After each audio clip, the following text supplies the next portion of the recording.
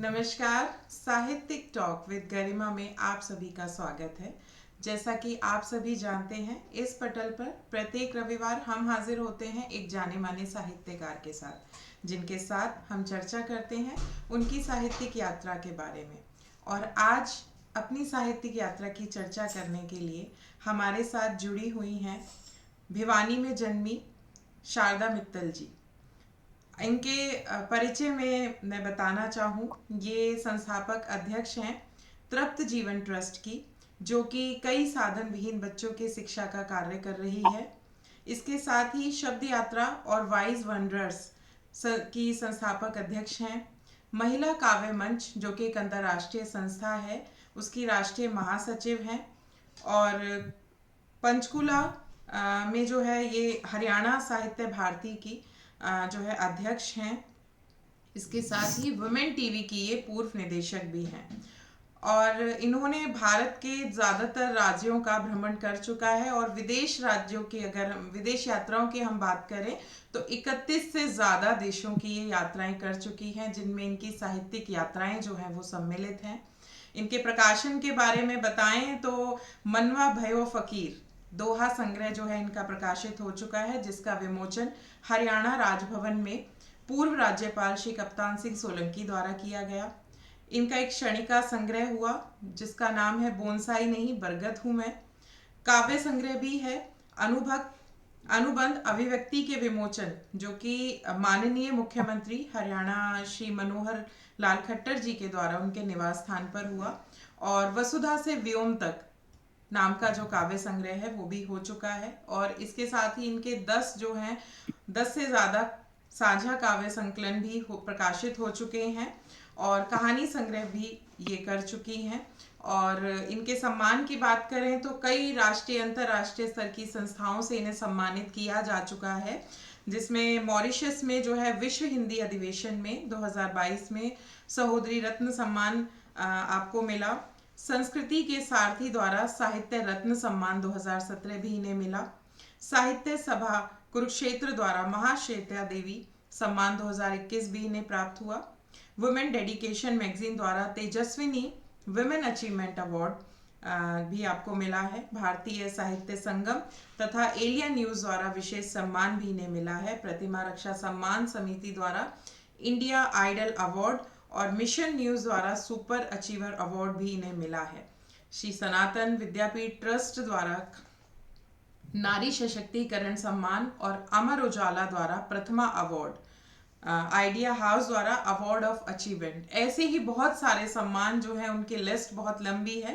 एक एक करके बताना थोड़ा मुश्किल होगा। आगे इनकी साहित्यिक जो यात्रा की चर्चा करेंगे तो उसमें आगे हम बताएंगे। तो अब जो है हम अपने मंच पर शारदा मित्तल जी का बहुत बहुत स्वागत करते हैं।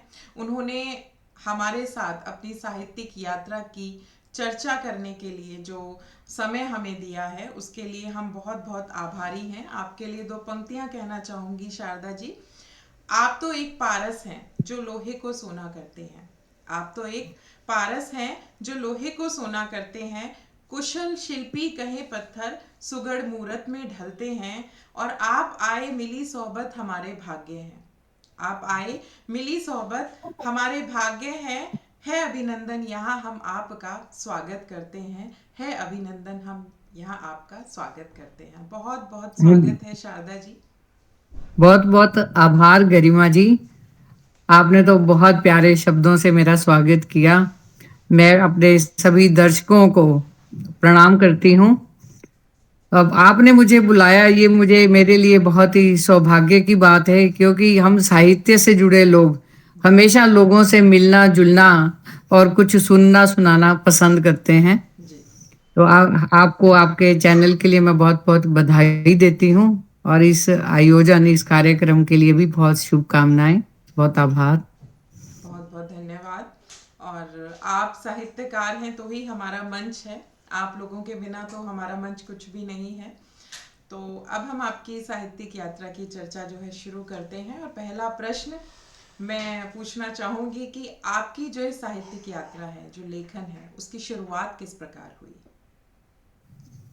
इसकी शुरुआत का किस्सा बहुत ही इंटरेस्टिंग है, रुचिकर है कि मैं 7वीं क्लास में पढ़ती थी। जी। मेरी एक फ्रेंड थी डॉली, जिसको वो मेरे घर के नज़दीक भी रहती थी, और हम 4th क्लास से 3rd क्लास से शायद तो इकट्ठे पढ़ते थे। जी।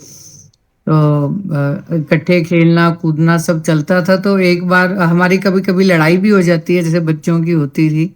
तो उसने मुझे कुछ कविता कागज पर लिख के दी। जी। मैंने जब पढ़ी तो मुझे लगा अगर ये कविता लिख सकती है तो मैं भी लिख सकती हूँ, तो मैंने उसका जवाब जो है वो कविता में दिया। तो उसके बाद वो सिलसिला चल निकला, जब हमने एक दूसरे को बात कहनी होती तो हम कविताओं में वो बातें करने लग गए। वाह। फिर फिर स्कूल में जैसे पोइटिक रेसिटेशन काफी होता रहता था हमारे स्कूल में, जी। तो हम लोगों ने मंच पर अपनी लिखी हुई कविताएं पढ़नी शुरू कर दी। जी। तो वो स्कूल में फैल गया, भी ये तो कविताएं लिखते हैं, कविताएं लिखते हैं। तो स्कूल वालों ने हमें प्रोत्साहित करने के लिए उन्होंने सोचा कि चलो सच में लिखते हैं। तो उन्होंने हमें जो भी स्कूल में कोई फंक्शन होता उसके लिए वो हमें स्पेशल इनवाइट करते कि आपको इस अवसर पर कविता लिख पढ़नी है अपनी। तब वो एक पर्टिकुलर जैसे विद्यालय स्थापना दिवस है या कोई 15 अगस्त है तो आपको देशभक्ति की कविता पढ़नी है। तो इस तरह के जो अवसर आते हैं उस पे हमें बोल दिया जाता कि कविता लिख कर लाओ और आपको अपनी लिखी हुई उस अवसर के मुताबिक कविता पढ़नी है। जी। तो उसके उसके कारण ये सिलसिला ऐसा चला कि हमें स्कूल में बेस्ट पोइटस का अवार्ड भी मिल गया अरे वाह। कि हर तो ये 11th तक ये सिलसिला चलता रहा। बहुत बढ़िया बात है। तो आपकी जो पहली कविता आपने 7th क्लास में लिखी, तो अपनी कुछ कविता के बारे में कुछ याद है कि शुरुआती दिनों में किस तरह की कविताएं आपने लिखी? वो थोड़ी ऐसी रूठने मनाने वाली कविताएं होती थी आपस में झगड़े वाली, फिर कुछ प्यार वाली, जी। दोस्ती वाली। जी। उसमें से मुझे एक छोटी सी कविता का कुछ हिस्सा एक याद है। तुम आए थे, आकर यूं ही चले गए। तुम आए थे, आकर यूं ही चले गए। ये हालातों की नहीं, अहम की मजबूरी थी। वाह। तुम आने वाले वक्त के मानिंद आए जिंदगी में, गुजरे हुए लम्हों की तरह चले गए। वाह। मैंने तुम्हें रोकना चाहा था, पर वक्त कब रोके रुकता है। पर वक्त कब रोके रुकता है। बहुत खूब और बिल्कुल सच्ची बात आपने कही है, वक्त कभी किसी के रोके नहीं रुकता। जी और जी। बहुत ही प्यारी जो कविता है वो आपने सुनाई है। इसके साथ ही अब आपकी मधुर सी आवाज में हम चाहेंगे एक कविता जो है हमारे दर्शकों को आप सुनाएं। बिल्कुल ठीक है। तो ये आज के हालातों पर मैंने कविता लिखी है। जी। अंधा धुंध सी होड़ में, अंधा धुंध सी होड़ में होता क्यों बेहाल बटोही। सुख चैन को छोड़कर करता फिरे मलाल बटोही। बहुत खूब। करता फिरे बवाल बटोही। जरूरत से ज्यादा संसाधन बने जी के जंजाल बटोही। क्योंकि आजकल हम सब सामान बटोरने में ही लगे रहते हैं, जी। और जितना सामान इकट्ठा कर लेते हैं फिर उसको संभालने में लगे रहते हैं। बिल्कुल। तो जरूरत से ज्यादा संसाधन बने जी के जंजाल बटोही। जिसने तुझको छाया दी, काटी वो ही डाल बटोही। खुद पैरों पर मार कुल्हाड़ी, वाह। खुद पैरों पर मार कुल्हाड़ी। करता फिरे मलाल बटोही। सीख बड़ों की मानी होती, होता ना ये हाल बटोही। बहुत खूब। कम इच्छाएं कम आशाएं, कम इच्छाएं कम आशाएं ही रखती खुशहाल बटोही। ही रखती खुशहाल बटोही। बहुत खूब। बहुत खूब और बहुत ही प्यारी पंक्तियाँ आपने कही। और इसके साथ ही अगला प्रश्न जो है थोड़ा सा व्यक्तिगत है, मैं पूछना चाहूँगी जी कि आपकी इस पूरी काव्य यात्रा में परिवार का जी। सहयोग जो है वो किस प्रकार का रहा? परिवार का सहयोग तो मैं कुछ खास समझती नहीं हूँ। विशेष रहा रहा बचपन में काफी रहा। बचपन में ऐसे काफी रहा कि जब मैं स्कूल में कुछ लिखती थी तो मेरे पापा जरूर देखते थे कि हम लोग क्या करते हैं। तो फिर मैंने मतलब आर्टिकल्स भी लिखने शुरू किए, कहानियां भी लिखती, कुछ कुछ लिखती रहती। पढ़ते बहुत थे हम लोग। हमारा तो पढ़ने का हिसाब ये था कि हम 24 घंटे में से 20 घंटे भी पढ़ सकते थे। अगर एक किताब हाथ में आ गई तो वो खत्म होने के बाद ही बंद होगी, मतलब वो बीच में बंद नहीं हो सकती। ये हाल था, खाना खा रहे हैं तब भी पढ़ रहे हैं। तो इस कॉलेज के अंदर हमारे एक्सटेम्पोर स्टोरी राइटिंग का कंपटीशन होता था। एक हॉल में सबको बिठा दिया जाता, 400-500 बच्चे होते थे जो हिंदी से या लिखने से रिलेटेड होते थे। तो वो 5-6 टॉपिक हमें दे देते और उस पे हमें 1 घंटे के अंदर कहानी लिख कर देनी होती थी। और बाय चांस तीनों साल बीए में मुझे उसमें बेस्ट स्टोरी राइटर का अवार्ड मिला। वाह। तो मैं और म्यूजिक में मैंने तीनों साल यूनिवर्सिटी टॉप की। बहुत मेरे बढ़िया। पास इंस्ट्रूमेंटल म्यूजिक था। अरे तो वाह। मेरा, हाँ जी, तो मैं ऑर्केस्ट्रा टीम में भी थी और मुझे क्लासेस लेने भी भेजा जाता था। तो कॉलेज में वो ये कहते थे कि ऐसा स्टूडेंट म्यूजिक में बहुत ही रेयर आता है, बहुत सालों के बाद आता है। तो तुम्हें जिस दिन तुम्हारा एमए का फाइनल एग्जाम होगा, you will be lecturer in our college. हमने मतलब यूजीसी वगैरह कुछ होता नहीं था उस टाइम। तो इस हिसाब से कि आपके 60% से अबव तो आएंगे, 55% की ये उनका होता था। तो पर मेरे पापा को ऐसे लगा कि ये इतना अच्छा लिखती है तो इसको दूसरी भाषा, इंग्लिश भाषा का भी ज्ञान होना चाहिए, कि दूसरी भाषाओं का लिटरेचर भी पढ़े, साहित्य पढ़े, ताकि लेखनी में थोड़ा प्रभावशाली बन पाए लेखनी। जी। तो उन्होंने मुझे पहले बीए ऑनर्स भी मैंने किए इंग्लिश लिटरेचर में। फिर उन्होंने मुझे एमए म्यूजिक करने नहीं दी, उन्होंने मुझे एमए इंग्लिश में ये डाला कि आप लिटरेचर पे आपकी कमांड अच्छी हो जाए, कि मैं चाहता हूं कि तुम बड़ी लेखिका बनो। तो वो तब तक मुझे काफी अपने फादर का सपोर्ट था। पर ये कि जब मेरी मैरिज हुई तो I was just 20 years old. 20 साल की उम्र में मेरी शादी हो गई। एमए के एग्जाम भी मैंने बाद में दिए। अरे जिस मैं परिवार में गई उधर पढ़ाई का माहौल नहीं था बिल्कुल। और बहुत ही लंबा चौड़ा परिवार था, बहुत सारी जाते ही बहुत सारी जिम्मेदारियां हो गई। तो उसके कारण लेखनी बिल्कुल ही मतलब पूर्ण विराम पे चली गई, ऐसे समझ लो। कि तो मुझे कभी लगा ही नहीं था कि मैं दोबारा कभी इस क्षेत्र में आ पाऊंगी। तो मेरा ये 35 वर्ष का ऐसा गैप है जब मैंने कुछ भी नहीं किया, यानी एक लाइन भी नहीं लिखी और एक किताब भी नहीं पढ़ी। और उसके बाद जैसे बच्चे सेट हो गए, अपने अपनी लाइन में चले गए, तो फिर मैं जब फ्री हुई तो वो कीड़ा कहीं अंदर था, कुल बुलाता रहता था, वो मरा नहीं था। तो जैसे ही मुझे अवसर मिला, और ये अवसर तो फेसबुक का ही धन्यवाद करूंगी, क्योंकि फेसबुक पे मैंने कहीं पढ़ लिया नारी अभिव्यक्ति मंच या इस तरह के मंच। तो मैंने उनको कुछ लिख के डाला, उनसे कांटेक्ट किया, फिर मैं 2-4 गोष्ठियों में गई। तो मुझे घर में बैठे हुए मुझे ऐसे लगता था कि अब कौन कविता पढ़ता है। अब तो ये सब कुछ चलता ही नहीं है, क्योंकि हर बंदा इंग्लिश स्कूल में, कॉन्वेंट में पढ़ाएगा या मॉडल स्कूल में बच्चों को पढ़ा रहे हैं।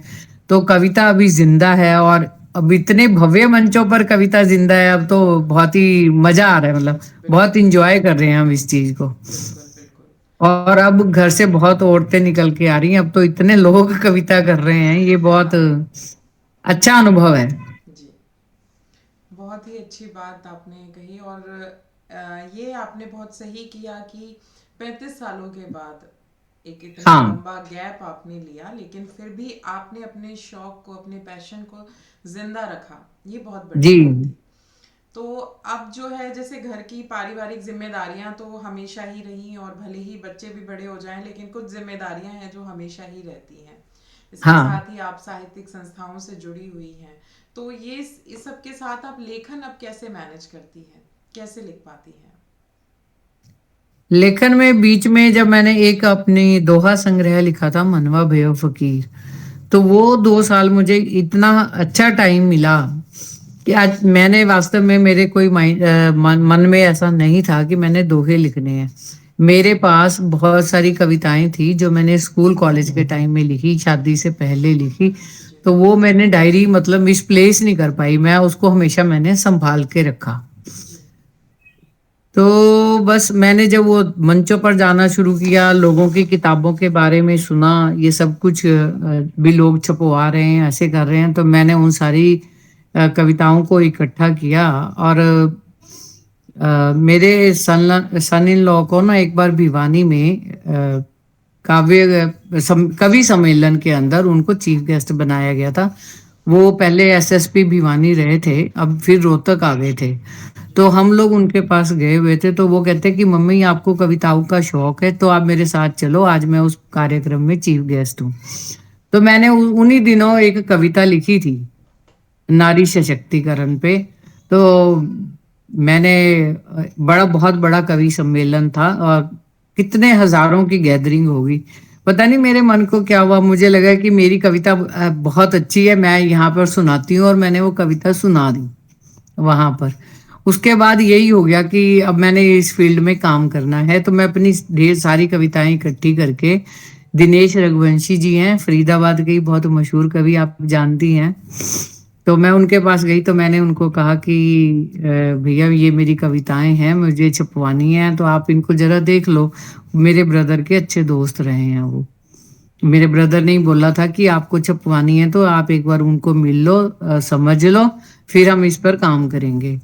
तो उन्होंने मुझे कहा कि आप सबसे पहले सबसे छोटा छंद दोहा लिखो। मैंने कहा दोहा तो लिखना, मुझे ऐसे लगता था दोहा लिखना तो हर एक की मतलब लिख ही नहीं सकते।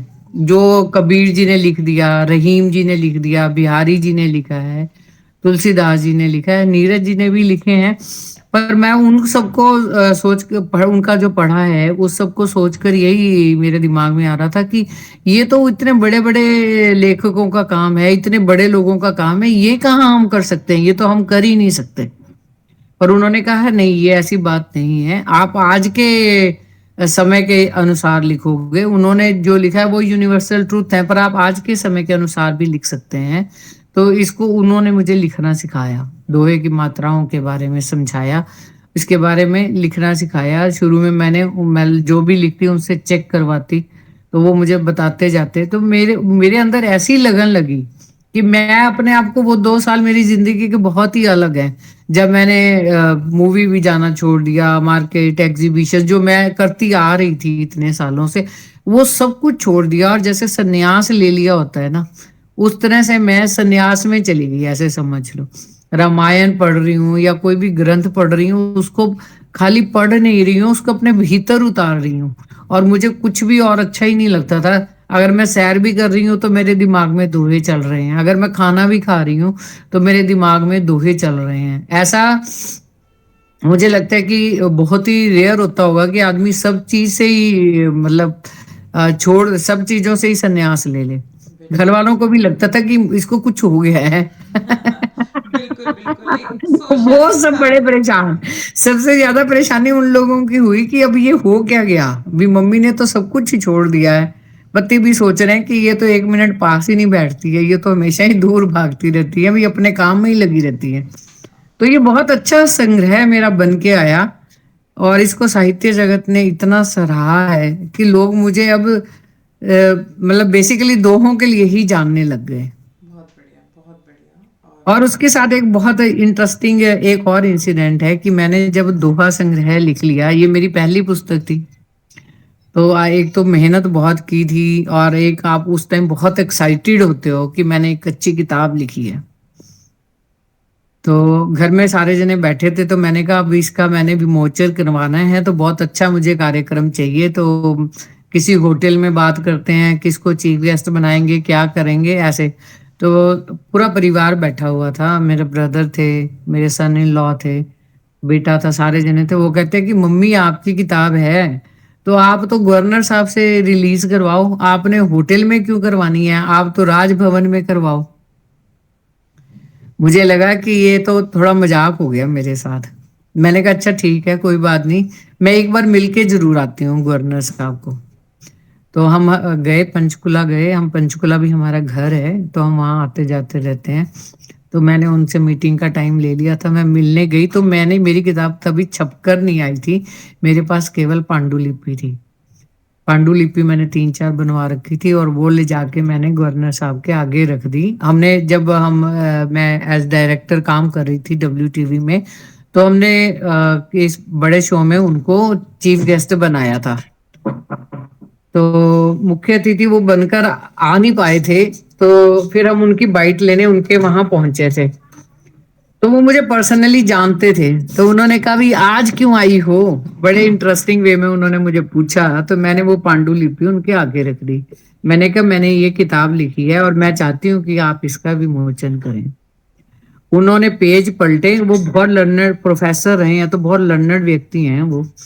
उन्होंने मेरे सामने बैठे बैठे पेज पलट पलट कर 20-25 दोहे पढ़े, और उन्होंने इतना वो इम्प्रेस हुए, उनको इतना अच्छा लगा। वो कहते कि इस किताब का विमोचन तो मैं जरूर करूंगा। तो फिर जब उनको कहा कि आपके यहाँ पर ही कर लेते हैं, तो वो उन्होंने उसके लिए भी कंसेंट दे दी, क्योंकि उनको दोहे बड़े अच्छे लगे। और मैं इस बात पे हैरान हूं कि जब विमोचन हुआ, उन्होंने उसी टाइम मेरे दोहे पढ़े थे, और उन्होंने 4-5 दोहे उनको याद हो गए थे, उन्होंने मंच से भी सुनाए। ये बहुत ही खास बात रही इस किताब की। बिल्कुल बिल्कुल। तो ये सब जो इतना कार्य करती हो इतनी संस्थाओं पर इतने व्यक्तियों को आगे बढ़ाने का एक मंच प्रदान कर रही हैं आप, और लेखन भी कर रही हैं, घर परिवार भी कर रही हैं, तो इस सब के लिए प्रेरणा कैसे मिलती है आपको? प्रेरणा तो बस भीतर से ही आती है, समझिए ये बात है कि मन करता है, मन में इतनी लगन रहती है कि मुझे समय मिले तो मैं शायद सारा दिन यही काम करूं। बिल्कुल, बहुत अच्छी बात है। हाँ। तो आगे जो प्रश्न है आपकी हॉबीज से संबंधित, हम पूछना चाहेंगे कि लेखन के साथ साथ आप और क्या क्या करना पसंद करती हैं? मुझे पेंटिंग भी बहुत करना बहुत पसंद है, म्यूजिक तो पसंद था, बस उसके बाद मैं सितार से तो नहीं जुड़ी रही। मैंने गाने की बड़ी कोशिश की और गाना सीखा भी, पर मैं गाना नहीं सीख पाई। पेंटिंग में मुझे नॉर्थ इंडिया में 2 बार अवार्ड भी मिला है, बेअंत सिंह जी से मिला, शोभा सिंह जी से मिला। नॉर्थ इंडिया के अंदर मेरी पेंटिंग्स के एग्जीबिशंस में मैंने मतलब सेकंड प्राइज दोनों बार जीता। 2 बार ही मैंने भेजी है और दोनों बार मुझे अवार्ड मिले। फिर मैंने पेंटिंग का इंस्टीट्यूट भी खोला और बहुत लोगों को पेंटिंग सिखाई पंचकुला में। जी। तो टेक्सटाइल पेंटिंग भी, ऑयल पेंटिंग भी, हर तरह की पेंटिंग मैं उस समय करती थी। अब बस अब मैं चीजें सहराती हूँ, एग्जीबिशंस देखने जा सकती हूँ, पेंटिंग्स खरीद सकती हूँ। अभी मेन काम मेरा यही, फोकस मेरा रहता है पढ़ने और लिखने पर। तो भी कार्यक्रम भी आयोजित करते हैं, और आजकल तो हम विदेशों में बहुत बड़े बड़े साहित्यिक कार्यक्रम कर रहे हैं। जी। हमने विश्व हिंदी सचिवालय के साथ मिलकर मॉरिशस में कार्यक्रम करवाया, 2 दिन का साहित्यिक और सांस्कृतिक कार्यक्रम था। और अभी जनवरी में हम करवा कर आए हैं दुबई में, और अब जून में हम जॉर्जिया जाने की सोच रहे हैं। वहाँ की यूनिवर्सिटी से हमारी बात चल रही है। अगर हमें अच्छा मतलब अवसर मिल जाता है यूनिवर्सिटी के साथ कार्यक्रम करने का, तो हम जून में जॉर्जिया जाने की सोच रहे हैं। जी, बहुत बढ़िया, बहुत अच्छी बात है। और मैंने जैसा कि कहा, आप लोगों को एक मंच प्रदान कर रही हैं, इतने लोगों को आप आगे बढ़ाने का कार्य कर रही हैं, सच में बहुत ही काबिल तारीफ है। और इसके साथ ही अगला प्रश्न जो यही है काम आप भी कर रहे हैं, देखिए। जी, हम धन्यवाद सबसे धन्यवाद। ये हाल है कि हम सबसे जो भी बन पड़ता है हम करने की कोशिश करते हैं। देखिए, बहुत अच्छी हाँ। बात किसी ने कही है कि हमारी जो गिनती है उस चिड़िया के रूप में होगी जो पानी डालकर आग बुझाने का कार्य कर रही है। भले ही, हाँ, सही बात है। आग बहुत बुझाने अच्छी वालों बात में कही हमारी आपने। गिनती जी। होगी। हाँ, आग लगाने वालों में नहीं, तो भले ही वो आग बुझे ना बुझे, लेकिन चिड़िया के रूप में हम थोड़ा थोड़ा भले ही अपना बिल्कुल योगदान दे रहे बिल्कुल, हैं, और बहुत सही देना कहा चाहिए आपने। हर व्यक्ति को। हम्म। और लेखन जो है, क्योंकि हम भी लेखन से जुड़े हैं, आप भी लेखन से जुड़े हैं, तो लेखन केवल मन के भावों की अभिव्यक्ति नहीं है, ये एक सामाजिक सरोकार है। एक हमारी सामाजिक जिम्मेदारी है कि हम लोगों को, समाज को कुछ सकारात्मक देने का कार्य करें। यही एक लेखक का जो महत्वपूर्ण कार्य है बिल्कुल, वो होना चाहिए। जी। बहुत सच, बिल्कुल ठीक कहा आपने। जी। लेखन लेखन ही समाज को बदलने का कार्य करता है। युवा पीढ़ी को मार्गदर्शन का काम भी लेखन ही कर सकता है। जी कहते बिल्कुल। हैं ना, वो तलवार में वो ताकत नहीं जो कलम में है। कलम में है। बिल्कुल हाँ। बिल्कुल। और अगला जो प्रश्न है वो आपकी रचनाओं से संबंधित पूछना चाहूंगी कि आपकी जो रचनाएं हैं वो मुख्यतः किन विषयों पर आधारित होती हैं? मैंने देखा जाए तो मैंने श्रृंगार रस भी काफी कम लिखा है, नारी शक्ति पर भी कम लिखी हैं। मेरा जीवन दर्शन से रिलेटेड ज्यादा रहता है। जी, बहुत हाँ। अच्छी बात है, क्योंकि आपने बताया कि आपने ग्रंथ जो है आप वो पढ़ रही हैं और हाँ। उनको अपने जीवन में उतार रही हैं, तो जीवन में एक बदलाव जो है वो ज़रूर आता है।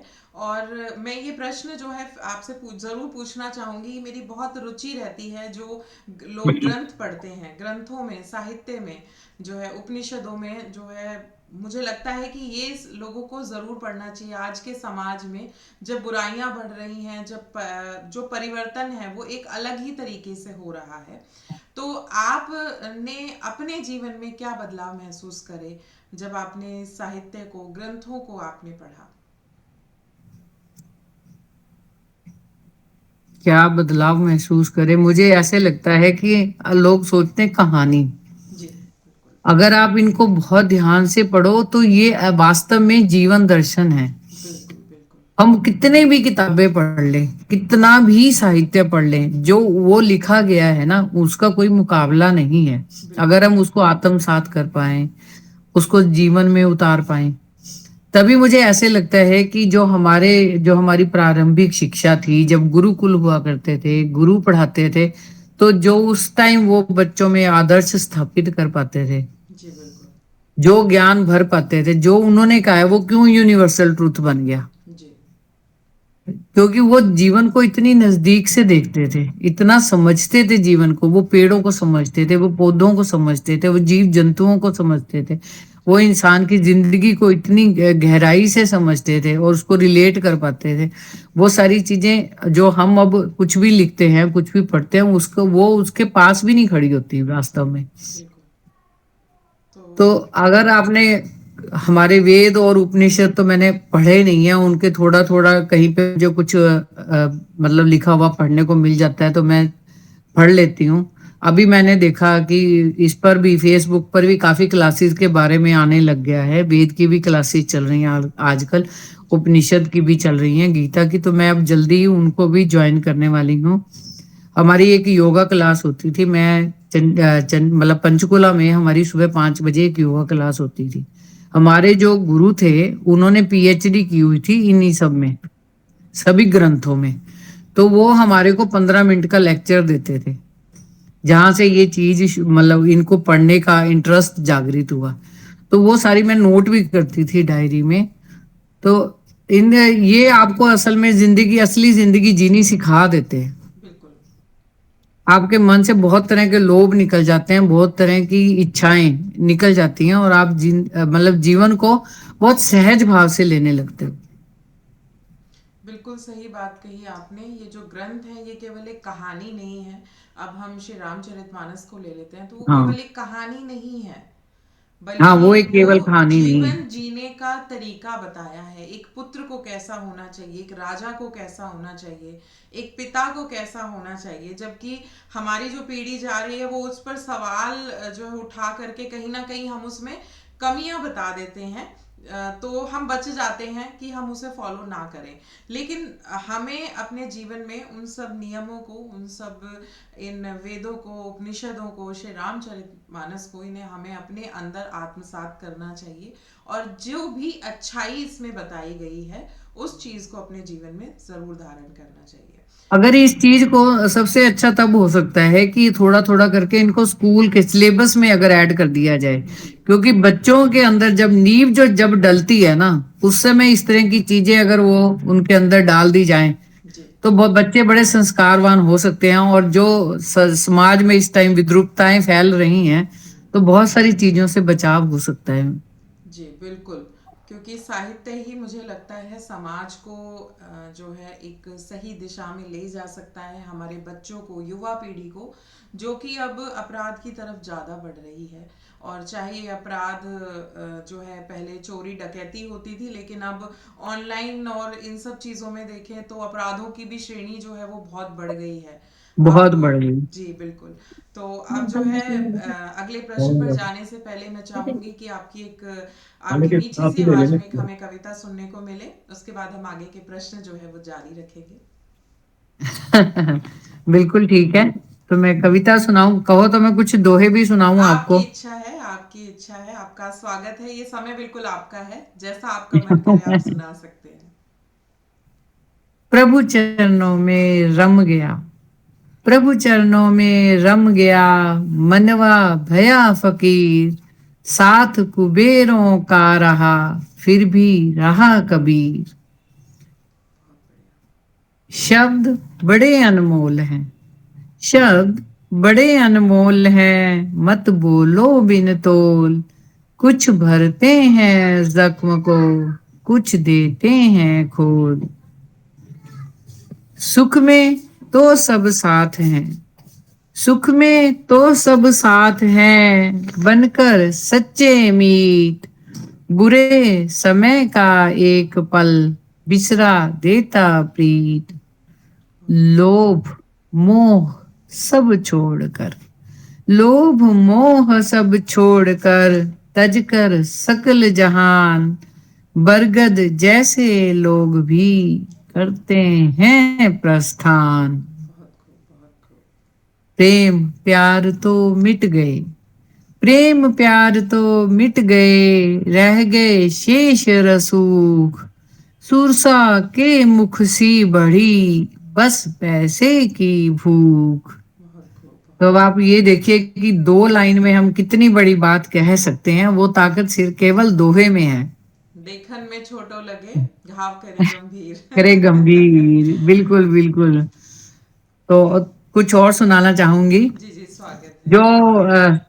जो सबसे ज्यादा सराहा गवर्नर साहब ने, और जो उनको याद हो गया था, मंच से भी उन्होंने बोला, चाहे पढ़ गीता यहाँ, चाहे पढ़ कुरान, चाहे पढ़ गीता यहाँ, चाहे पढ़ कुरान, जीवन में जिसको जिया वो ही सच्चा ज्ञान। बहुत खूब, बहुत खूब।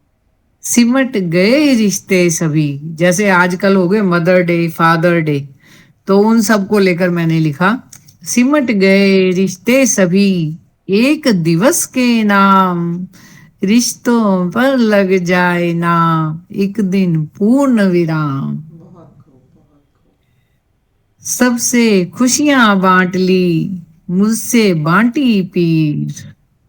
अपने जीवन साथी के लिए मैं कहती हूँ, सबसे खुशियां बांट ली, मुझसे बांटी पीर, प्रिय कभी मत छीनना मेरी ये जागीर। बहुत बहुत बहुत ही खूबसूरत जो है आपने लिखा है। और बिल्कुल दोहे जो कहें, जो पूरी कविता, जो पूरी गजल जो बात कहती है, दोहे 2 पंक्तियों में वो बात, बहुत गहरी बात कह देते हैं। और देखन हाँ, में छोटे लगे, घाव करे गंभीर, बिल्कुल ये बात जो है उन पर उपयुक्त होती है। अब जो है हम आगे की जो चर्चा है साहित्य से संबंधित करेंगे। पर और मैं एक एक बात मैं अपने मन की करना जी चाहूंगी जी जी, आपके साथ, स्वागत। कि समाज को बड़ी नजदीक से देखने का और समझने का मैं बहुत प्रयास करती हूँ। तो बहुत सारी, अब जब इस क्षेत्र में हम आ गए, लेखन के क्षेत्र में, तो बहुत जगह हमें जाना पड़ता है, विचार विमर्श गोष्ठियां भी होती हैं, नारी सशक्तिकरण पर कितनी बात होती है आप जानते ही हो। हर बिल्कुल महिला दिवस पर इसको लेकर चर्चाएं भी होती हैं, कवि सम्मेलन भी होते हैं, कविता गोष्ठी भी होती है। बिल्कुल। जब सशक्तिकरण की बात आती है, तो मैंने देखा कि जो हम लोग जो चर्चा करने वाले होते हैं, जी जो इस पर बोलने वाले होती हैं, सारी महिलाएं वो सब सशक्त हैं। उसमें प्रोफेसर्स आएंगी, वाइस चांसलर आएंगी, डॉक्टर आएंगी, इंजीनियर आएंगी। बिल्कुल तो हम सब लोग तो सशक्त हैं। आपको या मुझे जो सेल्फ सफिशिएंट है, उनको तो कोई दिक्कत है ही नहीं। बिल्कुल अगर आप झुग्गी झोंपड़ी में जाते हो, हम अपने घर में अपनी मेड्स को देखते हैं, तो सारी प्रॉब्लम ही उनकी है। बिल्कुल। वो काम वो काम भी करती हैं, फिर भी घर जाके मार खाती हैं, और उनके पति उनके पैसे छीन कर शराब पी लेते हैं। ना तो वो बच्चों पर ध्यान देते हैं, ना वो घर का कोई काम करेंगे, ना वो कमा कर लाकर उनको पैसे देते हैं, जी है ना। तो उस लेवल पर भी काम करना बहुत जरूरी है। तो मैं अपनी काम वालियों को, मैंने कई बार, मतलब जिनसे भी मेरा हेल्पर भी, मतलब मैं कहना चाहती हूँ कि जो भी हमारी हेल्पर हैं, जो हमारे हमारे एक्चुअली में हमारी सहायक वही हैं, जिनके कारण हम अच्छा जीवन जी पा रहे हैं और इतना काम दूसरे क्षेत्रों में हम कर पा रहे हैं। बिल्कुल तो मैंने उनको भी काफी आगे बढ़ाया, उनको समझाई ये बात कि जब तुम खुद कमाते हो, तुम्हारे पैसे हैं, तो तुम्हें डर के रहने की क्या जरूरत है। तो इस तरह का मैं उन लोगों के बीच में जाके मैंने काम किया। तब वहां से मेरे मन में जो भावनाएं पैदा हुई, तब मैंने एक शनि का संग्रह लिखा जिसका नाम है बोनसाई नहीं, बरगद। बरगद हूं मैं। बहुत, इसका जो शीर्षक है ना हाँ हाँ। वही अपने आप में एक कहानी कह रहा है। तो उस पर शीर्षक पर मैंने जो कविताएं लिखी, वो दो कविताएं मैं जरूर सुनाना चाहूंगी। स्वागत है, स्वागत है। हाँ। कभी कहा अबला मुझे, कभी कहा अबला मुझे, कभी कहा बेचारी, मोह पाश और कर्तव्य बोध, मोह पाश और कर्तव्य बोध ही थे मेरी लाचारी। जंजीरें तोड़ उन्मुक्त हो, जंजीरें तोड़ उन्मुक्त हो, सचमुच बड़ी गदगद हूं मैं, जान गई अब दुनिया सारी, बोनसाई नहीं बरगद हूं मैं। बहुत खूब, बहुत खूब, और बहुत प्यारी एक पंक्ति। और कविता है इसी पर। धरा नहीं धैर्य हूं मैं। जी। बात बहुत समझने की है, गहरी बात, बिल्कुल। कि धरा नहीं धैर्य हूं मैं, जीत नहीं शौर्य हूं मैं, प्राण नहीं प्रसूता हूं मैं, नानक नहीं तृप्ता हूं मैं। क्योंकि नानक को जन्म देने वाली भी तो नारी है, बिल्कुल, बिल्कुल। उनकी माँ का नाम तृप्ता था। तो प्राण नहीं प्रसूता हूं मैं, नानक नहीं तृप्ता हूं मैं, अंकुर नहीं मृदा हूं मैं। अंकुर तभी फले फूलेगा ना जब वो मृदा में जाएगा, मिट्टी में बिल्कुल, जाएगा। बिल्कुल। दीप नहीं शिखा हूं मैं, क्योंकि शिखा के बिना दीप का कोई अस्तित्व ही नहीं है। बिल्कुल। तो अंकुर नहीं मृदा हूं मैं, दीप नहीं शिखा हूं मैं, पहचान गई अब दुनिया सारी, बोनसाई नहीं बरगद बरगद हूँ हूं मैं। मैं। बहुत खूब, बहुत खूब, सच में बहुत ही बेहतरीन। और जैसा कि शीर्षक ही जो है इसको अपने आप में इसकी गहराई बता रहा है। और बहुत ही खुशी होती है मुझे कि हमारी जो स्त्रियां हैं वो इतना प्यारा और इतना गहरा लेखन कर रही हैं। और अब जो है आगे के प्रश्न जो है हम साहित्य से संबंधित ही करेंगे। तो जैसा कि अभी हम सब देख सकते हैं, आपने भी बताया कि सोशल मीडिया जो है ये बहुत एक सहायक है हमारी कविताओं को, हमारे लेखन को आगे बढ़ाने में। तो आज जो है वो साहित्य का स्वरूप बदल रहा है। कविताएं जो है वो सिर्फ किताबों तक ही नहीं रह गई हैं, लेखन जो है वो किताबों तक ही नहीं रह गया है। तो ऐसे बदलते समाज में हमारा जो साहित्य का स्वरूप बदल रहा है, इस पर आपके क्या विचार हैं? ऐसा है कि जो जिस समय में आप जीते हो, उस समय का प्रभाव तो आपके लेखन पर आएगा ही। बिल्कुल। पर मैं हमेशा साहित्यकारों से जब भी बात होती है, तो मुझे इवन फिल्मों पर भी मैं मुझे लगता है कि वो भी हम उसको भी साहित्य का ही एक पार्ट समझ लें। बिल्कुल। क्योंकि संगीत है, लेखन है, कविताएं हैं या फिल्में हैं और या सीरियल हैं, वो सब कहीं ना कहीं हमारी मानसिकता के साथ, हमारे चरित्र के साथ जुड़े रहते हैं। तो ये लेखन का, अब फिल्म बनेगी तो उसको कोई कहानी को लिखेगा, डायलॉग को लिखेगा, फिल्म तभी बनेगी। कोई गीत बनाए, कोई गजल बनी, वो सब साहित्य का ही पार्ट है। तो को लिखने वालों को ये जरूर चाहिए कि आप समाज को अच्छे रास्ते की ओर ही अग्रसर करें। अब बहुत सारा वायलेंस, मतलब लोग बेचने के चक्कर में जो कर रहे हैं ना, कि आप उसके अंदर ज्यादा रोमांटिसिज्म डालो, श्रृंगार को वासना की हद तक ले जाओ, बिल्कुल, बिल्कुल। या हाँ या हिंसा डालो। क्योंकि आजकल अच्छा डरावनी फिल्में, मतलब डरावनी कहानियां भी लिखी जा रही हैं, डरावना साहित्य लिख रहे हो, तो हिंसा इतनी को इतना बढ़ा चढ़ा के लिखना, वो मुझे साहित्य बिल्कुल पसंद नहीं बिल्कुल, आता। जैसा कि अभी एक मूवी हाँ आई है, एनिमल मूवी, स्त्री को इतना दिखाया है कि मेरे जूते जो है चाटो, बहुत ही एक अलग ढंग का। तो ये बिल्कुल समाज को कुछ अलग ही दिखा रहा है, जो कि कहीं ना कहीं इतनी वास्तविकता मुझे नहीं लगती। कि हमें लगता है कि कुछ अच्छा दिखाना चाहिए, सकारात्मक कुछ दिखाना अच्छा चाहिए। दिखाना चाहिए। और क्योंकि जो हम लिख रहे हैं ना, जो हम कविताएं कर रहे हैं, जी। उससे भी अधिक प्रभाव जो है वो फिल्मों का पड़ता है। बिल्कुल।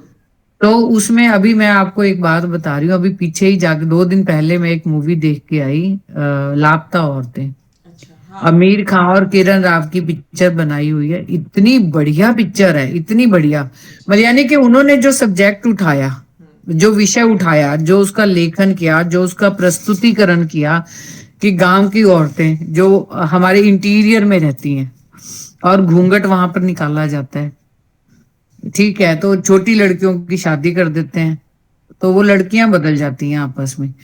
तो वो लड़की कहती है कि मेरे माँ बाप ने मुझे बहुत काबिल बनाया है, मुझे खाना बनाना सिखाया है, मुझे कढ़ाई करना सिखाया है, मुझे सब कुछ सिखाया है। और वो दूसरी औरत उसको प्रश्न करती है, तुम्हें अपना घर पता है कहाँ जाना है? क्योंकि आप उनको अंदर मतलब सिखाते हो सिर्फ गृहस्थी के लिए तैयार करना है, उनको आगे बढ़ने नहीं देना कि भी आपको चौका चूल्हा ही करना है। क्यों क्यों नहीं उसने और चीजें सीखनी, क्यों क्यों नहीं उसने सेल्फ सफिशिएंट बनना? बिल्कुल। तो इस विषय की प्रेजेंटेशन बहुत अच्छी है। और उसी के अंदर मूवी में ट्रेलर चला एक शैतान पिक्चर जो अभी रिलीज होने वाली है। बिल्कुल। माय गॉड, मतलब 5 मिनट का ट्रेलर देखना मुश्किल हो गया था मेरे लिए। इतना ज्यादा उसके अंदर हिंसा और इतना मतलब घटिया लेवल, मतलब उसका मैं घटियापन का शब्द नहीं मुझे पूरा प्रॉपर मिल रहा कि वो कितनी, मुझे लग रहा है कि उसमें बैन लगा देना चाहिए, इतनी ज्यादा घटिया चीज है वो। तो क्या देखेंगे आप? वो नेगेटिव फीलिंग्स ही लेके आओगे थिएटर से, तो क्या करोगे आप?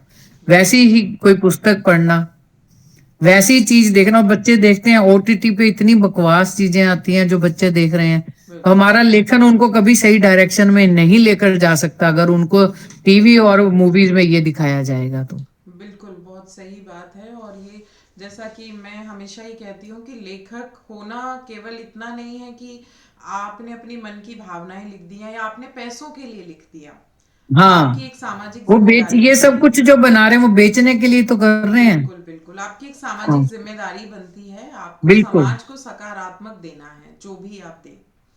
तो बिल्कुल। अगला जो प्रश्न है वो बिल्कुल, मैं यही, आपने जैसा कि बात की है कि हमारे बच्चों के सामने ये जो हम्म। साहित्य है, ओटीटी हम जैसे कह सकते हैं, बच्चों के हाथ में एक ऐसा खिलौना लग गया है जो जिस पर कुछ कंट्रोल नहीं है। हम कहें मोबाइल है, बच्चा कुछ भी देख सकता है। और हाँ, कभी कभी बच्चा नहीं भी चाहता, उसे कुछ नहीं पता है, लेकिन अपने आप ही ये मोबाइल बच्चे को बहुत कुछ दिखा देगा। यूट्यूब बिल्कुल है, ओटीटी है, ये सब चीजें अपने आप ही बच्चे को बहुत कुछ ऐसा गलत सिखा देगी। तो अब जो बच्चा है जिसके हाथ में मोबाइल है, उसके लिए साहित्य कितना जरूरी है, उसके लिए हम क्या कर सकते हैं एज अ पेरेंट? ये, इस पर आपके क्या विचार हैं? इस पर आप क्या कहना चाहेंगी? ये तो बहुत सीरियस मुद्दा है जो आपने मेरे सामने रखा है। बिल्कुल। क्योंकि हम ना बच्चों को पढ़ाते हुए और जो उनको समय देते हैं ना, उसमें हमारा फोकस ये रहता है कि हम इनको सिलेबस करवा दें, जी बिल्कुल। है ना, जो इनके काम आनी है वो चीज पढ़ा दें, हम इनको साइंस पढ़ा दें। और एंटरटेनमेंट के नाम पर वो टीवी देख लेंगे, वो मोबाइल देख लेंगे। और जनरली ऐसा ही हो रहा है। आजकल घरों में नहीं पढ़ी जा रही रामायण जो हम बचपन में पढ़ते थे। मुझे याद है हर नवरात्रे में मेरे पिताजी घर में रामायण रखते थे और वो ड्यूटी होती थी बच्चों की। उनको कहा जाता था कि आपने रामायण अर्थ सहित पढ़नी है। वो चीजें अब समाज में नहीं है। ये चीज जो है ना, ये हमारे लिए अच्छी नहीं है, हमारे भविष्य के लिए अच्छी नहीं है। हम लोग आज भी वायलेंस नहीं देख पाते मूवीज में। हम कोई पिक्चर बुक होनी होती है तो मैं उससे पहले ये पूछती हूँ कि मैं तब जाऊंगी अगर उसमें हिंसा नहीं होगी, उसमें वायलेंस नहीं होगी। जी। और ये बच्चे तो जितनी मर्जी लड़ाई, वे लड़ाई देखना चाहते हैं। जितनी ज्यादा वायलेंस होगी, जितना ज्यादा घिनौनापन होगा, इनको कोई फर्क ही नहीं पड़ता। तो ये चीजें हमें घर में शुरू करना हमारे लिए बहुत ज्यादा जरूरी है। ये साहित्य का मेजर मेजर मतलब रोल तभी आएगा, वहीं से इनको पढ़ने लिखने का भी शौक पैदा होगा कि अब अच्छा टीवी पे आ रहा है रामायण, है ना, वो हम दिखा रहे हैं बच्चों को बिठा के। और साथ साथ में एक एक स्टोरी को खोल खोल के मैं बच्चों को समझाती हूँ। और ये किताबें हम लोग बहुत सारी किताबें कहानियों की भी खरीद के लाते हैं। पंचतंत्र है जैसे हमारी मशहूर कहानियां, वो सब बच्चों को सुनाई जा रही हैं। वो सब पेरेंट्स कर रहे हैं, क्योंकि छोटे बच्चों को मैंने अभी भी मैं देखती हूँ कि उनको कहानियां सुनने का बहुत शौक है। अब उसमें हमें ही चूज करना है कि हमें उनको क्या बनाना है, क्या सुनाना है और क्या सिखाना है। बिल्कुल। तो ये सब डेली लाइफ में इनकॉर्पोरेट किया जाए कि रोज बिठा के उनको वो ईगर हैं कहानियां सुनने में। और मैंने देखा कि मैं हनुमान जी की कहानी सुनाती हूँ, कृष्ण जी की सुनाती हूँ, रामचंद्र जी की सुनाती हूँ या शिव जी की सुनाती हूँ, तो वो बहुत ही रुचि से सुनते हैं। इस तरह से ये साहित्य का रोल आज भी बहुत है। बिल्कुल। हाँ। सुविधाएं देने के बजाय हमें संस्कार भी देने चाहिए, जैसा कि हाँ। हम, क्योंकि फोकस रहता है पेरेंट्स का कि मोबाइल भी दे दें, ये भी दे दें, वीडियो गेम्स भी दे दें। उसके बजाय मुझे लगता है कि हमें संस्कार पर ज़्यादा फोकस करना चाहिए। बिल्कुल यही बिल्कुल। जो है हमारे समाज को, हमारी आने वाली पीढ़ी को बचा सकता है। तो अब जो है अगला प्रश्न जो है मैं नए लेखकों से संबंधित करना चाहूंगी। जैसा कि हम सब देख सकते हैं, लेखक बनना बहुत मुश्किल काम नहीं रहा है। जैसा कि आपने कहा कि आपने जब दोहे लिखे तो आप पूरे 2 साल तक आप सबसे कट ऑफ रही, आपने वो सब चीज़ें नहीं की जो आप यूजुअली करती थी। आपने साहित्य का अध्ययन किया, आपने जो भी आप ग्रंथ पढ़ सकती थी आपने वो पढ़े, और बहुत मेहनत के बाद आपका एक दोहा संग्रह आया। लेकिन हम आज के समय में देखें तो नए जो लेखक हैं सभी नहीं करते, कुछ ऐसा करते हैं कि किसी की भी कोई रचना हाथ लगी उसको कॉपी करके थोड़ा फेर बदल करके उस पर अपना नाम डाल करके वो प्रकाशित कर देते हैं। तो ऐसे जो ये साहित्यिक चोरी जहाँ पर हो रही है, और एक और जो गंभीर विषय है वो है फूहड़ता, कि मन के भावों के नाम पर हम कुछ भी वल्गैरिटी दिखा रहे हैं, फूहड़ता दिखा रहे हैं, लिख रहे हैं। तो ऐसे में नए लेखकों के लिए आप क्या सुझाव देंगी? मेरा सबसे बड़ा सुझाव तो ये है कि पब्लिशिंग, प्रकाशित करवाना, प्रकाशन में जाने की बहुत जल्दी ना करें। जो कि आजकल लग रहा है ना कि मेरी 5 किताबें हो जाएं, 10 हो जाएं, जल्दी से जल्दी हो जाएं। जल्दी से उसी जल्दी जल्दी में ही आदमी ऐसे काम करता है। तो किताबें तो आपकी खरीद के कोई पढ़ेगा नहीं, ये बात सबको समझ लेनी चाहिए। और अगर आपकी किताबों में क्वालिटी नहीं है तो भी कोई अवार्ड नहीं मिलने वाला। आप उसको, आपके पास प्लेटफॉर्म इतने हो गए हैं, आप उसको फेसबुक पे डाल दो, जिनको पसंद आएगी वो खुद पढ़ लेंगे, नहीं पसंद आएगी नहीं पढ़ेंगे। अगर आपकी चीज अप्रिशिएट हो रही है और बहुत वर्थ लग रही है तो आपको गाइड करने वाले भी मिल जाएंगे, क्योंकि बड़े राइटर जो भी हैं वो चाहते हैं कि लोग आगे आए। वो अच्छा लेखन करने वालों को प्रोत्साहित भी करते हैं, तो बिल्कुल। आपको गाइड भी करते हैं, आपका किया हुआ सुधार भी देते हैं। पर आप पहले अपने आप को थोड़ा स्टैब्लिश करो, फिर अपनी रचनाओं को बड़े लोगों को दिखाओ वो छपने लायक हैं या नहीं है। तब जाके इतना पेपर वेस्ट करना चाहिए, उसके लिए पेड़ कटते हैं, इस बात का ध्यान सबको रखना चाहिए। बिल्कुल। और छपवा छपवा के घर में भर लेंगे किताबों को, और वो फिर मुफ्त में बांटते फिरेंगे और कोई पढ़ेगा नहीं, लेने वाले फिर पढ़ेंगे नहीं, तो उसका कोई फायदा नहीं है। बिल्कुल, बहुत सही बात आपने कही। और अगला जो प्रश्न है फिर से मैं आपकी साहित्यिक यात्रा से संबंधित करना चाहूंगी कि इस पूरी साहित्यिक यात्रा में इतने वर्षों का लेखन आपने किया, बीच में आपने गैप भी किया, 35 वर्ष आपने कुछ नहीं लिखा, उसके बाद अपने लेखन शुरू किया, फिर लेखन इतना अच्छा किया कि कई किताबें आपकी आईं और साहित्यिक यात्राएं भी आपने की, न केवल देश में बल्कि विदेशों में भी। तो इस पूरी साहित्यिक यात्रा में, अब तक की साहित्यिक यात्रा में, ऐसा क्या आपने महसूस किया कि जो आपसे छूट गया, जिसका मन में एक मलाल रहता है कि अभी काश ये और कर पाती?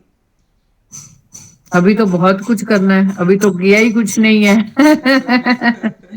तो ये तो अभी तो कोई ऐसी मतलब संतुष्टि वाली या तसल्ली वाली बात नहीं है। अभी तो मन है कि बहुत बहुत कुछ। पढूं और बहुत अच्छा लिखूं। बिल्कुल, आसमां अभी तो बाकी है। हाँ, पर ये खुशी जरूर है, अब मैं इसलिए खुश रहती हूँ कि मेरा जो सपना था, जो मैं करना चाहती थी, वास्तव में जो मैं करना चाहती थी वो मैं कर रही हूँ।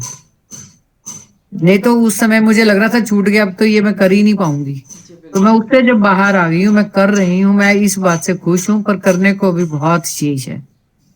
जो शेष है वही विशेष है। बिल्कुल बिल्कुल, जो शेष है वही विशेष है। हाँ।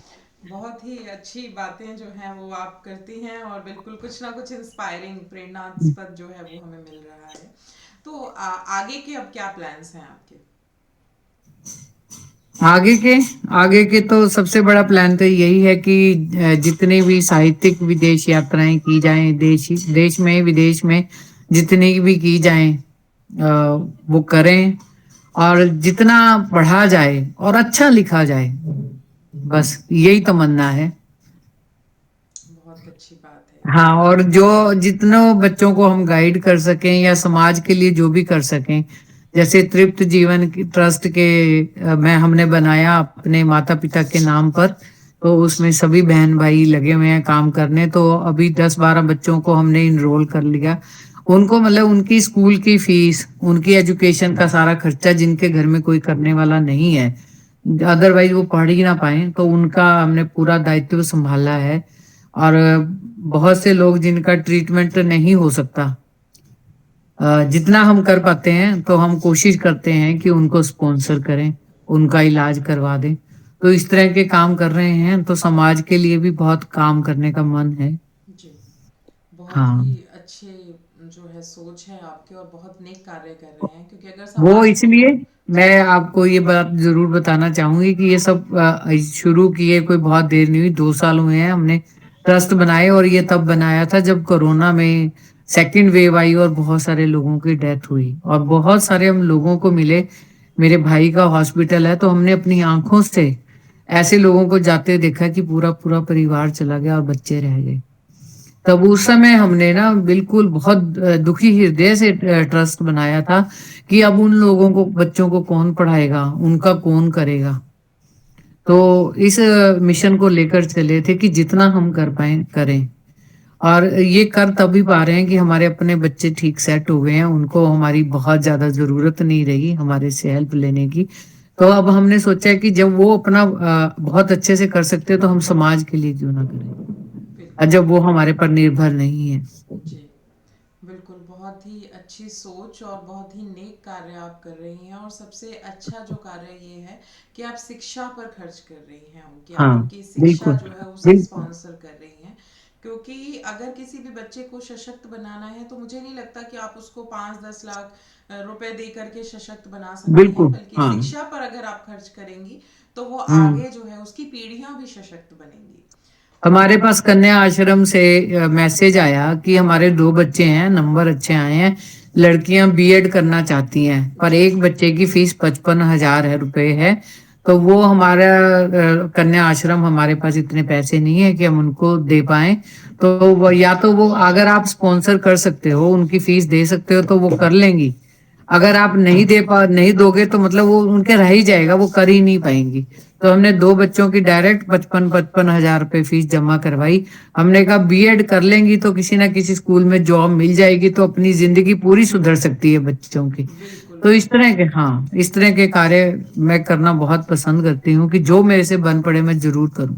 बिल्कुल बिल्कुल, दूसरों के दुख को महसूस कर पाना और उस दुख को दूर करने के लिए जितना संभव है वो प्रयास करना। हाँ, आपने अपनी तरफ से कोशिश भी की है, तो भी आप एक नेक दिल इंसान हैं, और बहुत ही अच्छा कार्य आप कर रही हैं। और क्योंकि प्रोग्राम जो है वो अंत की तरफ बढ़ रहा है, तो उससे पहले हाँ, जो है हम चाहेंगे कि आपकी मीठी सी आवाज में एक कविता और हो जाए। ठीक है, मैं सुनाती हूँ अभी। हाँ जी। तो मेरी कविता का शीर्षक है वक्त का मिजाज। जी, स्वागत है। बेखबर है रास्ते, लापता है मंजिलें, बेरुखा सा दिख रहा है वक्त का मिजाज भी। फिर भी हम रुके नहीं, डरे नहीं, झुके नहीं, आगे बढ़ते रहना ही है जिंदगी का राज भी। नियति की माया ये दुख सदा रहा नहीं, सुख सदा बना रहे ये ऐसा सिलसिला नहीं। सोच रख फौलाद सी, निगाह रख बाज सी, दिखने लगेंगे रास्ते, मिल जाएगी मंजिल सभी। ये वक्त ही बदल देगा इस वक्त का मिजाज भी, ये वक्त ही बदल देगा इस वक्त का मिजाज भी, ये वक्त ही बदल देगा इस वक्त का मिजाज भी। सच में बेहद उम्दा आप लिखती हैं, और आज हमें बहुत ही अच्छा लगा बहुत खुशी हुई आपके साथ इतनी प्रेरक जो आपकी साहित्यिक यात्रा है उसकी चर्चा करके। साथ में जो भी सामाजिक कार्य आप कर रहे हैं वो बहुत ही काबिल तारीफ हैं कि आप इतना नेक कार्य समाज को इतना कुछ दे रही हैं, इतना नेक कार्य कर रही हैं। हमें बहुत खुशी हुई और इसके लिए हम आपको बहुत बहुत शुभकामनाएं भी देते हैं और हम समाज की तरफ से आपका धन्यवाद भी करते हैं कि आप जैसे लोग अगर थोड़ा थोड़ा भी अपने हिस्से की जिम्मेदारी निभाएंगे तो ये एक जो समाज है वो लोगों के लिए थोड़ा और बेहतर बन जाएगा, जीने योग्य बन जाएगा। और मुझे लगता है हम सबको ही अपनी जिम्मेदारियां जो है जितना हम निभा सकें, जितना बोझ हम उठा सकें उतना हमें ज़रूर उठाना चाहिए। अगर हम लायक हैं, भगवान ने प्रकृति ने हमें इस लायक बनाया है तो हमें ज़रूर करना चाहिए। और शारदा जी आप इतना कर रही हैं तो उसके लिए हम बहुत बहुत शुभकामनाएं देते हैं और आपके बहुत बहुत आभारी हैं। हमारा मंच आपका बहुत बहुत आभारी है कि आपने इतना कीमती समय हमें दिया और अपनी। मैं जी जी। एक बात और कहना चाहूंगी गरिमा जी, आप जब मेरे इंटरव्यू को चलाएं तो मेरा मोबाइल नंबर भी चलाइएगा। मेरी सभी दर्शकों से, श्रोताओं से एक गुजारिश है कि जैसे आप बूंद बूंद से, जैसे कहते हैं ना कि बूंद बूंद से घड़ा भरता है, जी बिल्कुल। तो आपके पास बहुत पैसे नहीं है, आप ज्यादा नहीं खर्चते किसी पे, पर हमारा जो ट्रस्ट है, अगर कई लोग उसके अंदर कुछ डालेंगे तो हम एक बच्चे को स्पॉन्सर, एक और बच्चा बढ़ा सकते हैं। बिल्कुल बिल्कुल। तो आपकी छोटी सी कंट्रीब्यूशन भी उसके लिए बहुत बड़ा काम कर सकती है। अगर 10 लोग जुड़ जाएंगे तो कम से कम एक बच्चा की फीस और ज्यादा जा सकती है ना, एक बच्चे को हम और पढ़ा सकते हैं। इसी तरह से हम समाज का भला कर सकते हैं। अगर बच्चे, हमारा भविष्य अगर सुरक्षित है तो हमारा देश सुरक्षित है। बच्चे अगर पढ़ जाएंगे वो तो गलत रास्ते पे नहीं चलेंगे, वो सही रास्ते पे चलेंगे, अपनी जीविका कमा सकेंगे, तो फिर गलत काम क्यों करेंगे। बिल्कुल। तो मेरी सबसे दरख्वास्त ये है कि अगर आप डायरेक्ट एक बच्चे को नहीं स्पॉन्सर कर सकते या आप इस तरह के काम नहीं कर सकते तो हम आपके बिहाफ पे वो सब काम करने को रेडी हैं। बिल्कुल, बहुत ही अच्छी बात है। और शिक्षा जो है वही समाज को बदल सकती है। और जो भी हम चाहते हैं हमारे समाज से अगर सारी बुराइयां खत्म हो जाएं तो हमें ज़्यादा से ज़्यादा लोगों को शिक्षित करना चाहिए और ऐसे बच्चों बिल्कुल। को जिनके सर पर कोई नहीं है, कोई आसरा नहीं रह गया है, जिनके पेरेंट्स नहीं हैं, ऐसे बच्चों को अगर आप जो है वो शिक्षित करती हैं तो सच में बहुत नेक कार्य कर रही हैं। और मैं सभी से चाहूँगी, हमारे जितने भी दर्शक हमें देख रहे हैं, जिससे भी जितना संभव हो सके कमेंट बॉक्स में मैम का नंबर जो है वो दिया गया है, उनकी डिटेल्स दी गई हैं। अगर आप चाहते हैं तो मैम को बिल्कुल सपोर्ट कीजिए, मैम की संस्था को सपोर्ट कीजिए, इस नेक कार्य में थोड़ा सा साथ ज़रूर दीजिए जितना आप कर सकते हैं। बिल्कुल, जैसा मैं कहती हूँ सबसे कि जितना बोझ उठा सकते हैं उतना तो उठा ही लीजिए। उतना, हाँ जी, हाँ, बिल्कुल, तो थोड़ा बहुत अच्छी थोड़ा अगर बात कही सब गरिमा। उठाएंगे हाँ, तो सही जीवन जो में है बहुत सरल हो जाएगा, सबके लिए जीवन योग्य हो सबके जाएगा। लिए। हाँ, जी बिल्कुल। बिल्कुल। और दो पंक्तियां जो हैं कहना चाहूंगी इसी बात पर कि अगर चलना हो साथ तो अपना हाथ बढ़ा दीजिए। अगर चलना हो साथ तो अपना हाथ बढ़ा दीजिए, हो अगर मन में प्रेम तो फिर मुस्कुरा दीजिए। है आज हमारा, क्या पता कल हो ना हो। है आज हमारा, क्या पता कल हो ना हो। कोई गीत हो मन में तो फिर गुनगुना दीजिए। गुना कोई गीत दीजिए, हो मन बहुत में तो सुंदर, फिर गुनगुना बहुत दीजिए। बढ़िया। और आप भी बहुत सुंदर लिखती हैं गरिमा जी। धन्यवाद मैम, धन्यवाद। और अब इसी के साथ जो है हम हमारे दर्शकों से विदा लेते हैं। और फिर से मैं एक बार मैम का फिर से आभार व्यक्त करना चाहूँगी। बहुत बहुत धन्यवाद, आपने आज इतना कीमती समय हमें दिया और इतनी सारी जो जानकारी है वो साझा की। और हम, ये एक छोटा सा प्रयास है साहित्यिक लोगों को, ऐसे लेखकों को जो अपने क्षेत्र में बहुत अच्छा कार्य कर रहे हैं लेकिन सिस्टम में जो कमियां हैं उसकी वजह से आगे नहीं आ पाते हैं, लोग बहुत कम जान पाते हैं। तो बस एक छोटा सा प्रयास है, अगर इस प्रयास से एक व्यक्ति भी कुछ यहाँ से लेकर जा पाएगा, लोग जो है थोड़ा भी अगर इस सब से प्रेरित होते हैं तो हमारा जो ये प्रयास है वो बिल्कुल सफल हो जाएगा। और मैम का आभार प्रकट करते हुए अब हम विदा लेते हैं हमारे दर्शकों से अगले रविवार तक के लिए, जहाँ हम फिर से हाजिर होंगे एक जाने माने साहित्यकार के साथ, जिनके साथ हम चर्चा करेंगे उनकी साहित्यिक यात्रा के बारे में। और हमारा प्रोग्राम आपको कैसा लगा कृपया करके कमेंट में ज़रूर बताइएगा, और हमारे चैनल को सब्सक्राइब करके हमारा हौसला ज़रूर बढ़ाइएगा, हमें बहुत अच्छा लगेगा। और धन्यवाद सभी बहुत स्वस्थ बहुत रहें। धन्यवाद गरिमा जी। मैं सभी दर्शकों का भी बहुत हृदय से आभार व्यक्त करती हूँ, धन्यवाद करती हूँ, जी शुक्रिया करती हूँ। जी नमस्ते। नमस्ते। सभी स्वस्थ रहें, मस्त रहें। धन्यवाद।